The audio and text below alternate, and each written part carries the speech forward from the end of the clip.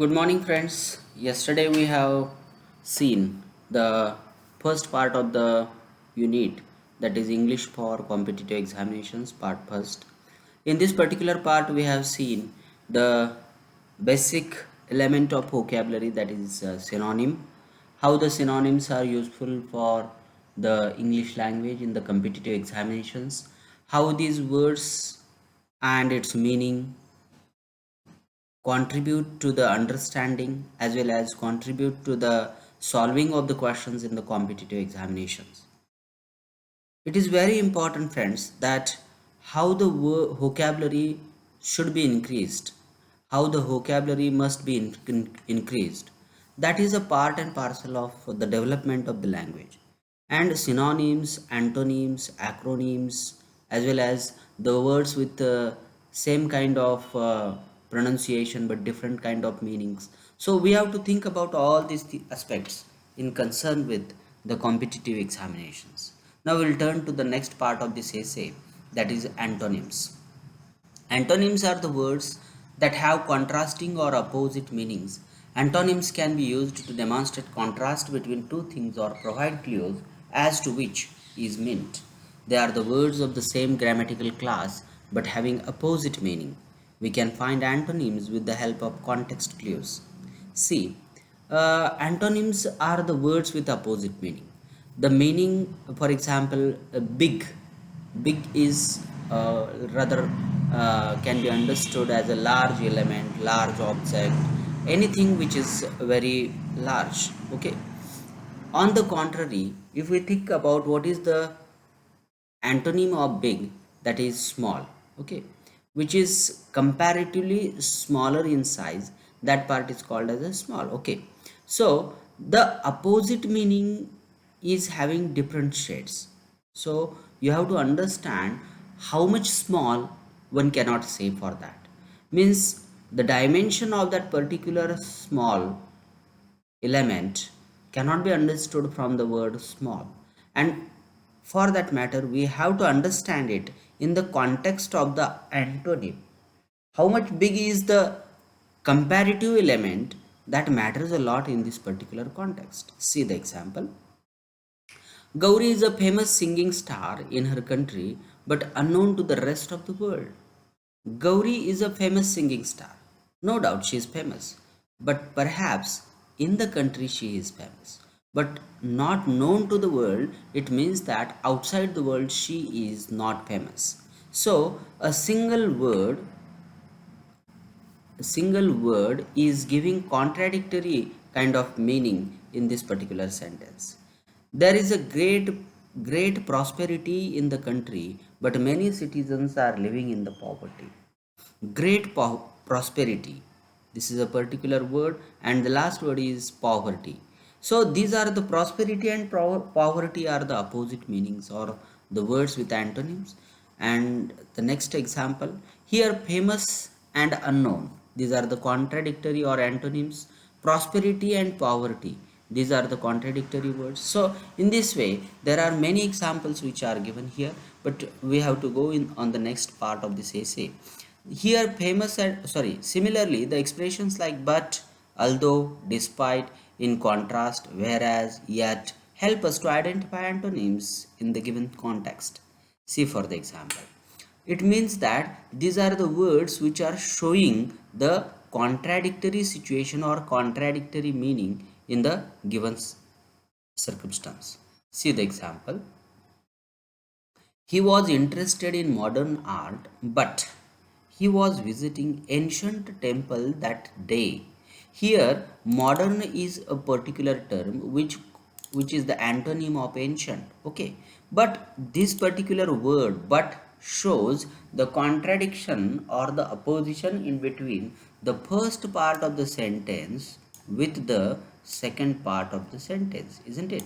So these kind of words are very much important to show the oppositeness or contradiction of the meaning. Now we'll think about the second example. Some political parties are adamant in their approach, but some are flexible. Here in this particular sentence, adamant means these political parties are only forcing their principles or ideas on others. They are not ready to change themselves. And on the other hand, some political parties are flexible. Flexible in Marathi we call it लवचिक. म्हणजे काही लोक खूप त्यांच्या मतावर आग्रही आहेत political parties, परंतु काही लोक आपलं मत सहजासहजी बदलतात आणि दुसऱ्याच्या मतांचाही आदर करतात, त्यांच्या मताप्रमाणे बदलतात. याचा अर्थ असा आहे की मित्रांनो, ॲडॅमेंट म्हणजे आपल्या मताशी ठाम असणे किंवा आपल्या मताचा दुराग्रह करणे, आणि फ्लेक्झिबल म्हणजे लवचिक असणे म्हणजे सिच्युएशनप्रमाणे आपल्यामध्ये बदल करणं. तर अशा पद्धतीच त्यामध्ये अर्थाभिप्रेत आहे. Although his father is venerable man, his uncle is disrespected on account of his unlawful activities. आता व्हेनेरेबल याचा अर्थ काय येतो?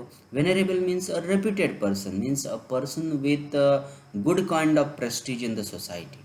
परंतु his uncle is disrespected. Disrespected means अनादरणीय, ज्याचा आदर केला जात नाही.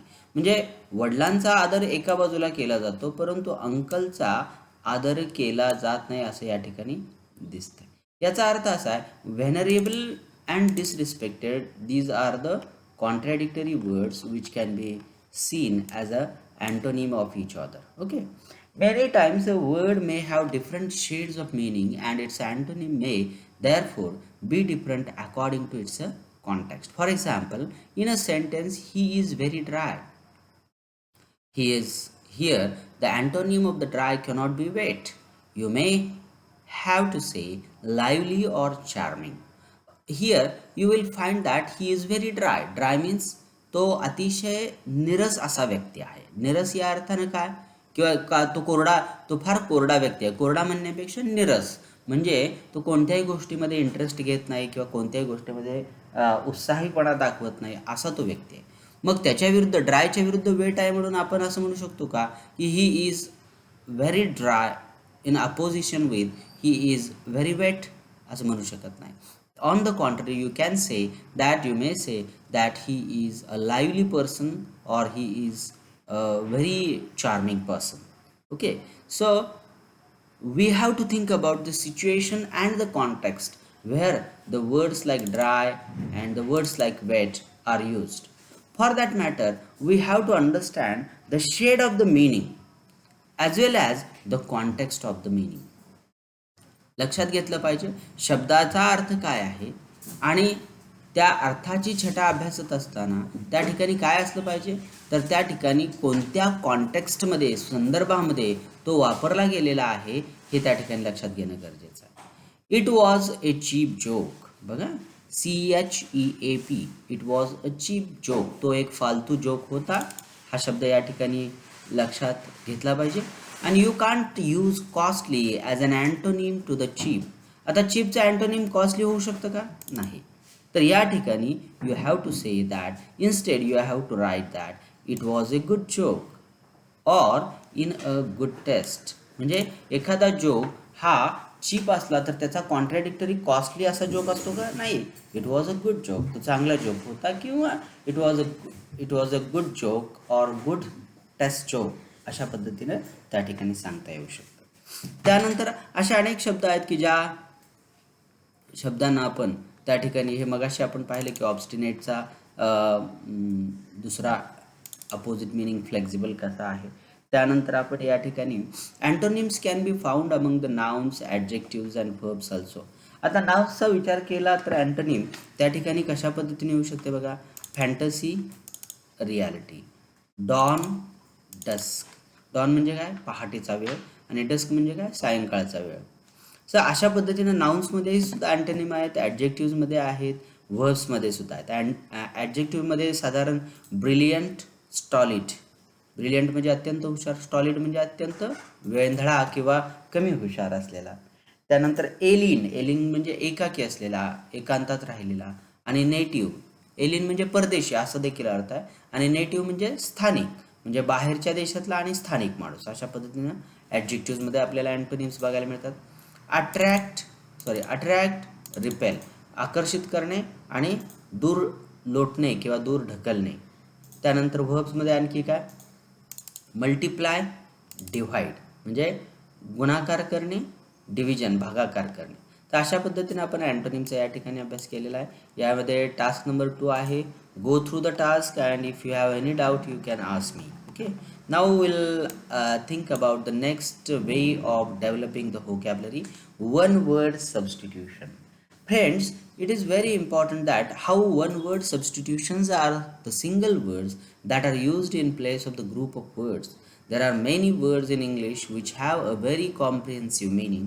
A single word can convey the sense of the many words. The use of such words is considered essential to achieve the good effect. These words add the depth, clarity, aptness and effectiveness of the language. लक्षात ठेवा मित्रांनो की एका शब्दानं अनेक शब्दांना replace करता येऊ शकतं. त्याचं बेस्ट एक्झाम्पल या ठिकाणी दिलेलं आहे बघा. Biennial, that which happens in 2 years, means a particular thing which is published or happening in which happens in 2 years, means biennial means which happens after the gap of 2 years. Okay, some journals are published quarterly. Quarterly means after the gap of 4 months. Quarter means fourth part. Okay, in the year there are 12 months and a journal is published quarterly means thrice in the year. After the gap of 4 months you will find that the journal is published. It means that instead of explaining that the journal is published after the gap of 4 months, we can use the words the journal is quarterly.